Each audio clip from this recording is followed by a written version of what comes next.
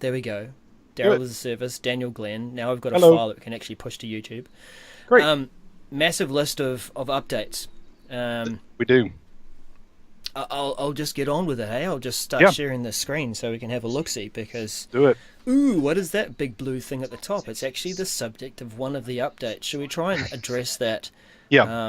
Let's address blue it. elephant in the room first? Now, which one Blue was elephant. it? Yes. Let's address it. This is the Ooh, this major one. update section. Yeah. Right. So I'll highlight it too, huh? Yeah. It is basically what Microsoft has determined as being a major update. It's going to fall within your announcements, just like Daryl is showing, but then it's also going to show up as a tile at the top in the major update section. So that's cool. I think it's bringing greater visibility to this kind of leveling thing. We've talked to Brian Livingston a little bit about the deal with. You're pointing the wrong direction. I don't know what you're doing there, Daryl. As far as bringing a better communication experience. So it's great, but let's talk about a little bit about some of the things we don't like, Daryl. Take it away. Well, we're big on like real estate, as in how much space things take up. Yeah.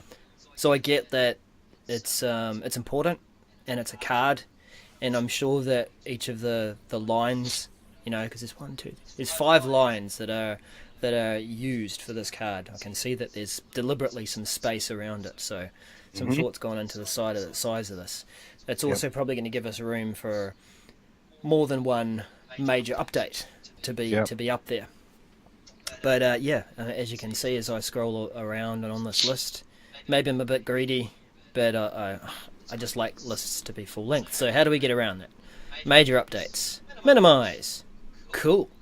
But how do we know that there's a major update? Well, we don't. I think you solved that, didn't you? Yeah, I mean, you still see it in the list, right? Down there. But if you refresh the screen, the section comes back. So that's great in that means every time you come to this page, you're going to see that major update section. But it's not great because that means it doesn't respect your, I want to collapse this. So I'm a fan of this. I think it would be great if it was collapsed, or my preference actually would be for it to be collapsed and then have a, one of those circles with a number in it or something, to kind of highlight, hey, this section has so many messages or whatever. Notification count. Like exactly. Mobiles. Yeah. And have that there or something to where we're not taking up so much real estate because it takes up half of your screen basically. You know what? As you're demonstrating, but as I got to know you a bit more in person, because we've actually known each other longer on the net than we have in person. Yeah. And so you and I can be quite picky, quite fussy, and I think maybe this isn't such a big deal. We can click on this, we can minimize it. All good. Done. We've seen the major update. We've been reminded. We click it for this session that we're in, and that should be enough. Nice try, Daryl. Nice try. Nope, it's a big deal.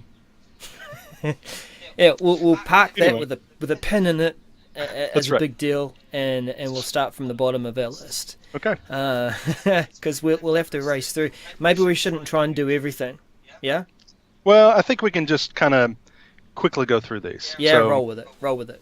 Quick Okay. edit lists in custom forms. Yeah, quick edit list. This is a when you have you could disable quick edit behavior in for SharePoint lists. This is basically saying that they will respect that setting in the custom forms that we're bringing on into SharePoint list to basically force people to enter metadata in the full form, the customized form for the SharePoint list. I think this is a great idea. It's if I've created a custom form, I want people to use it, then I don't want them to be able to quick edit. And this is saying, okay, if you set that setting, you probably don't want them to use the custom forms either. The forms, you want them to be able to use that form rather than being able to do that. So I like it. Yep. So you're able to push people towards that designed behavior. Cool. Right, design We behavior. have that feature back in the modern experience. Okay, moving on up. Moving on up. No, don't sing it. We already So talked what do you about think that. about this one, Daryl? I think you would be actually pretty excited about this. Yeah, I don't know. I mean, I like the shared with me view for its convenience. Maybe I don't spend enough time in OneDrive to appreciate it. But one thing that I've found with shared with me view is the shared with me stuff is enforced upon you. And I saw this a lot in the education space where tons and tons of notebooks were shared between students and teachers and things, and you had this massive shared with me list that, as a receiver of this shared content with me, I can't curate. So I have this list that is, I'd like to go, yeah, I've seen that, or yeah, that student's not with me anymore. I need to, remove that from my shared with me view. We actually depend on the person who's sharing this content to do that, so that it no longer belongs in our view. Now, maybe I've got to take a fresh look at this, but yeah, what am I seeing here? That various pieces of metadata Yeah, you're going to be able can to be used to sort. sort. Yeah, Yeah, so you're this going to is be able to. good. Yeah, I think to your point there, instead of having things at the top that someone shared with you that's been gone and you don't really care about it, you can sort it by modified date or something and be able to. Um, That's yeah, yeah, that's how I do it too. So here's our shared view within OneDrive, shared by me, shared with me. It's sort of split out to end users. I'll sort of blow that up a bit so it's a bit easier to see. Um, can view, can edit. Okay, so there's various things there. Oh, change permissions or stop sharing. Is this for the person sharing or being shared to? if you have edit, stop, go back, scroll back up. Do, do, If do, you do. have edit permissions to a shared item, you can change other people's permissions to the item or Yes. stop sharing it. Yes. Okay. So if it's shared with me and I have edit permissions, Yep, then I can unshare it with that's myself. what it says. Cool. Okay. So yeah, and that makes sense. I could unshare it, and if I made a mistake there, I could just contact the owner and say, "Hey, can you share that with me again?" But yeah, Yeah, and that's so I here's what I suggest. Maybe once that's available, we can dive. You can dive into that. I yep. think end of October it says rollout will be completed. So maybe do a stream on that. That's a subtle hint to say, keep on moving, Daryl. Uh, keep on moving. Exchange online protection. Being updated and helping to reduce the phishing attempts. Now, I read this and I thought, what was that thing? It was, there was there's a protocol that you can put in a DNS entry and it's supposed to go, I'm going to verify that, Right. SPF, SFP, Yes. sunscreen One of that. protection factor something. Right. It's checking to see if this domain or this location where this content has been sent from is legit. Now, we had that sort of thing in place, but content still seems to be able to make its way through. So this is going to be a further layer of protection to confirm is Yep. this legit and It's from checking your to see domain. if addresses are invalid or are valid. Yep, So that's a good thing. yep. Needed. I mean, Needed. it is. For more information, check the additional information. But we'll That's keep right. on moving because I still want to get those nice little messages that say "note to self." Sometimes, the ones that where you send it to yourself, because sometimes spam is sent from you, but you didn't really send it. Right, but yeah, you should still get it though. Yeah, yeah. Yeah, All right. because it's not leaving the service; it's staying within the service, right? It'll Mm-hmm. go out and say, "Where's that supposed to go?" Oh, back here. Yep. You should still get it. Yep. Multi-factor authentication for security and Man, we've compliance got a center. lot of security stuff here, right? Yeah. Wow. It's But good. this is security for security. Did you read this Yep, one? I did. So Did. being that if you're going to use PowerShell to control certain aspects of the security and compliance center, that Right. now you'll be able to apply multi-factor Multi-factor. authentication to that layer of authentication. Security. Yep. Multi-factor authentication for that authentication so you can do security things in the security Keep your compliance security center. secure. Yes. And this is important because, in recent news we've heard that Wi-Fi has been busted open. So let's deal with the next layer. And if you have got your machines all patched up to date, then it's not as much of an issue. But Right. back to this announcement, it means that those who do have multi-factor authentication applied in their organizations will be able to use PowerShell to control the Security and Compliance Center, because there is a layer there that allows them to submit that additional factor of authentication. Great. Yeah. It's awesome. All right. Next one. This one's an easy one. Go.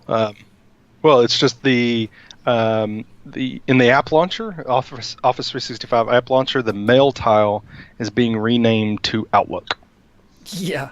So they went through this phase of, we're not going to name it after products because we want people to associate with the feature, the function, what it's about. So this is mail, and this is calendar, and these are people. Mail is going to be called Outlook, and calendar is still going to be called calendar, and people is going to be called people. But they're all Outlook. Right, exactly. I think it's interesting. I just do. There's a lot of things about the app launcher that I find interesting. We know there's going to be changes coming to the app launcher. So, I don't know. This called behavior thing about whether you've used something within 45 days. It'll be at your your recently used applications list. That's quite nice. It is nice because one of the biggest complaints was the thing I use is down at the bottom of the app launcher. Well, you can move that, but most people didn't know that. And so now it's, if you've used it, it's going to automatically show up, and that's great. Colors, you know me, we've talked about this. Where's my color? But well, it's there when you hover over it. Oh yeah, you got to hover. But so that just anyway. Let's not get blue, Delve's blue, video's black, Power Apps is purple, hole. Dynamics is okay, we get it. Moving along. Rabbit hole. Yep. Look at pretty colours. Forms a squirrel. Squirrel. Okay, that's my new nickname. Thank you, Alistair Pugin. Thank you. The name echoes in my head. That squirrel name. Forms panel in modern lists and custom forms with Power Apps. Yep. So this is the new, and this was kind of highlighted at Ignite. Basically, a new forms panel, and a custom form with Power Apps, being able to design that form that shows up for list items. So for modern lists, and being able to design that. So that's I think one example was having a map kind of showing some content about this list item or whatever. So if you put you selected a state or city, if you're in the US, it would show you that. You could design it to show you that, stuff like that. So you're going to be able to design those with Power Apps, and those will start showing up, and it's going out to first release customers the middle of this month, which is now. So this is interesting if you've ever been working with InfoPath, customizing forms for SharePoint. That we did that for a while, and then it's bad, it's awful, quit doing that. Use Power Apps to do that now, and now we're customizing forms yet again with another tool for SharePoint. So it's interesting. Now it's a little different because InfoPath, you were actually customizing the form. Here with Power Apps, you're creating a new form, and then SharePoint's using it instead of customizing. Abstracted away from the actual SharePointness about it all. Right. So that's nice, but it's still it feels a little deja vu to me. But I kind of I guess liken this to when you change the list page itself, and you're messing around with the page layout, and then when people go to visit that page, if things are missing, then it's like, this isn't working as it should. Maybe we should have made a copy. Right. All right. Moving up. So there's our major updates notification thing that we talked about earlier. Yeah, and can you pause? Can you actually go back and look at that real quick? One thing we did not highlight was in that item, there's actually a top bar there that is not on non-major updates. So just wanted to highlight that for major updates, you're getting that information bar up there. It gives you the status of where it is. So in this case, first release started, who it applies to, and then how long you have until first release. Yeah. Or how long it is in the process. Within first release. Yep. Yeah. Mm-hmm.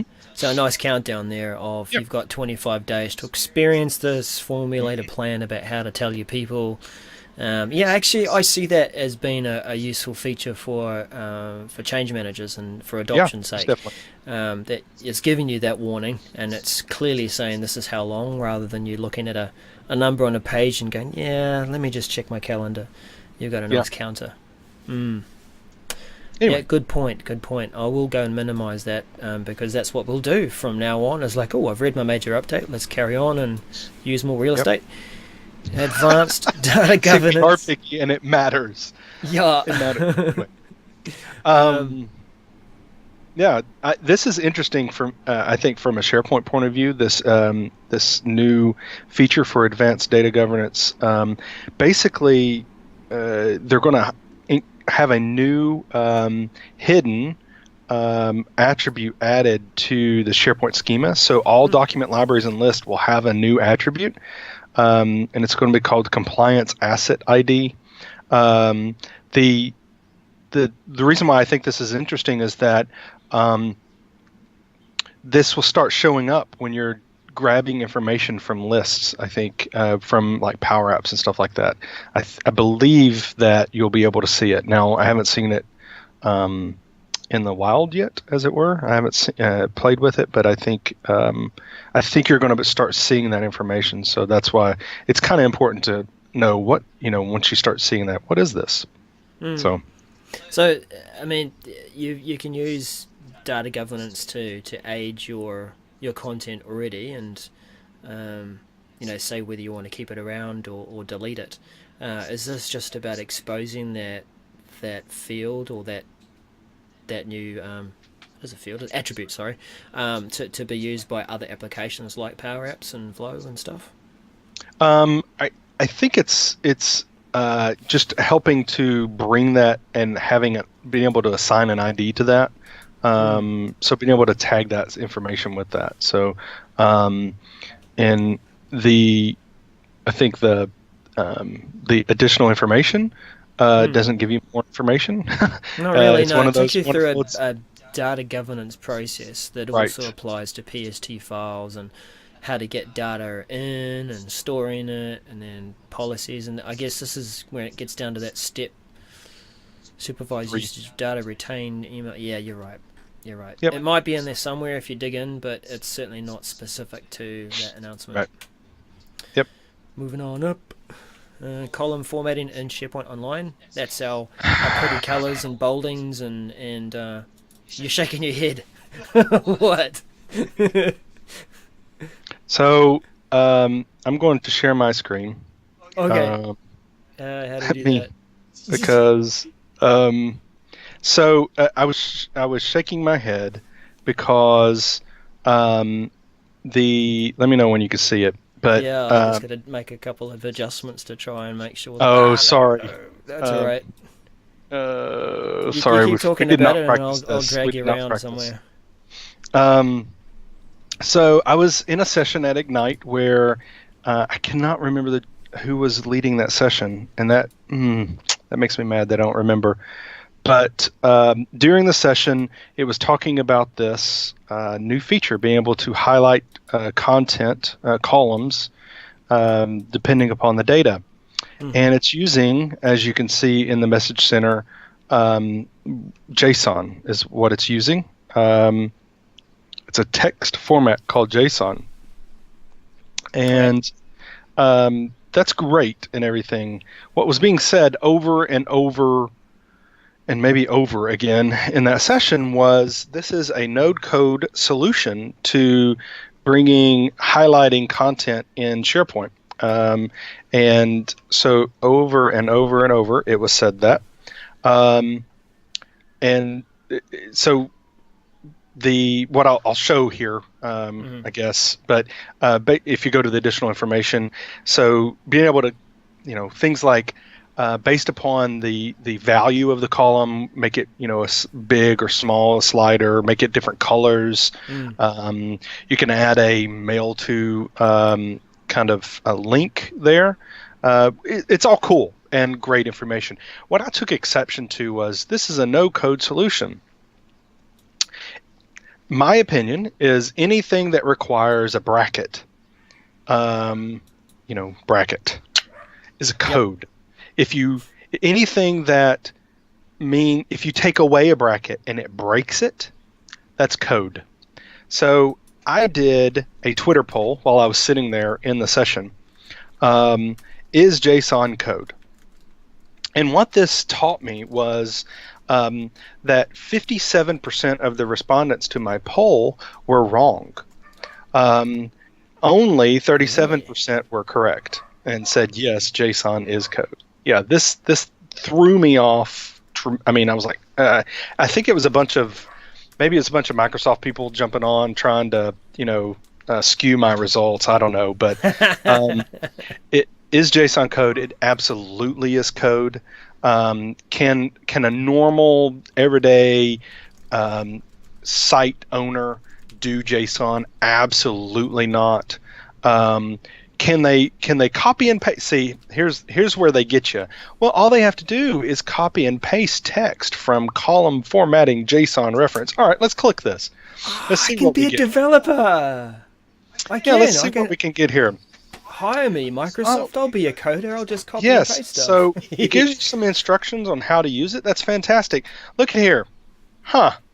What is ELM type? Oh, that's easy. That's the type of tree. Elm tree. And divide. Div is like to chop it up. Sorry. No, you're supporting my. You're supporting. No, this goes along. You're right. Yeah, it is. This is total code, people. Yep. People, this is code. If you left out this bracket when you put this on there, it won't work. Therefore, guess what? It's code. At current field dot lookup value. I know what that means.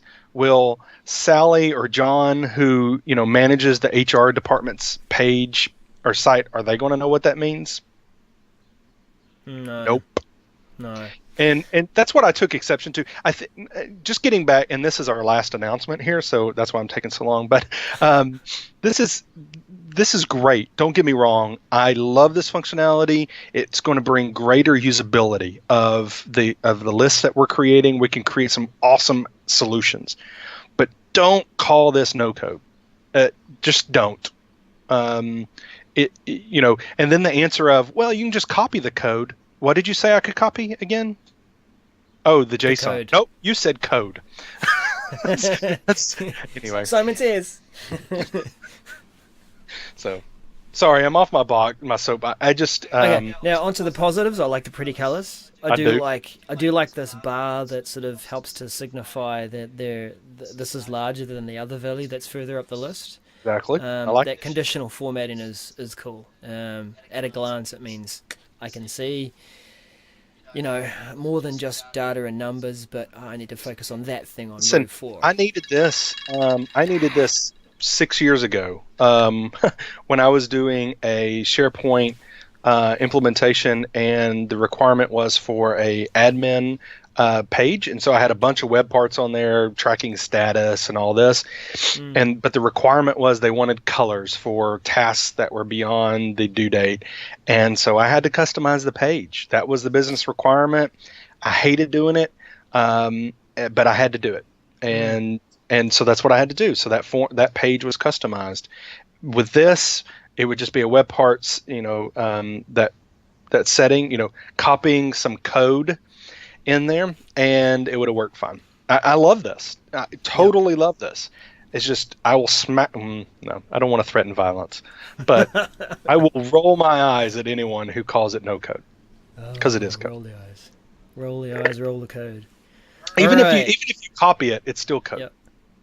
Yeah, that's Anyway, true. It is. It is. It's all right. plagiarizing it. You have to have some kind of sense and sensibility around to actually know what to change. All right, Let me take control away from me. take I don't want control. to. Oh, well, I'm done. you just need to stop sharing, and then we'll Done. see your I don't want to stop sharing. I just want to be done with it. Daniel mug. Hey, no, that's me. Cut that out. All right. Ah, there we go. Much better. All right. End. Yeah. So we'll end it there. Oh, I didn't do my usual. What are you supposed Yeah, to I've do? got to do my usual, and this was the bunch of messages. So Oh, deselect those ones because we are going to need to see do them. we need to That's promote anything right now? Are we yesterday. supposed to promote something? Um, well, we do have a couple of people that have joined us or are Okay. joining the Regarding 365 team. Let me just dismiss these Oh, did we messages have and that say, vote? Did we have the vote of the council and? "Oh, you mean with no?" So Oh man, we I got to have a said, "Do vote you and right? Yeah, you're right." And initiation do we and like stuff. what you? Do we like that you tell stories and that people can relate to them? Yeah. Cool. Um, so we have Matthew Hughes and Jack. Matthew didn't tell me what Jack's last name was, but that's Mm. to the Office 365 He sounds geeks. mysterious. I know Jack. Jack, yeah, not Sparrow. Then we have Nicholas Blank and Warren DePriest. Man, you need to be able to pronounce their last name if they're going to Yeah, join and the it might club. even be completely Either wrong. that or they need to just change their name. Yeah, it might even be just Warren DT. We'll just go with DT. Yeah.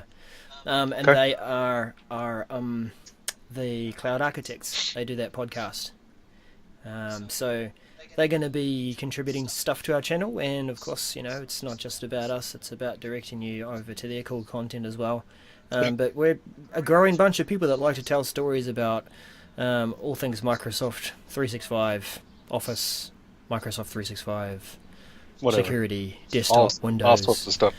Yeah. So where can people find you, Daryl, when they want to just kind of follow you and find out where you're at on the Right Weber? here. Right here. Webers. Yeah, well, there's at Regarding 365 is one handle that I'm managing and share, but I'm at Daryl as a service, greedy with my R's and L's, DARRELL. Oh, wow. Yeah, I know, making a real as a service of myself. Uh-huh. Yeah. How about yourself, Daniel Glenn? Yeah, you could find me at danielglenn.com, Twitter Daniel Glenn, and of course on this wonderful web show every week. Hey. Yeah, so that was Office 365 Msg Center the week that was October 9th. Yes. Yes. Sounds. All right. Yep. And we'll see you again next week. Bye for now.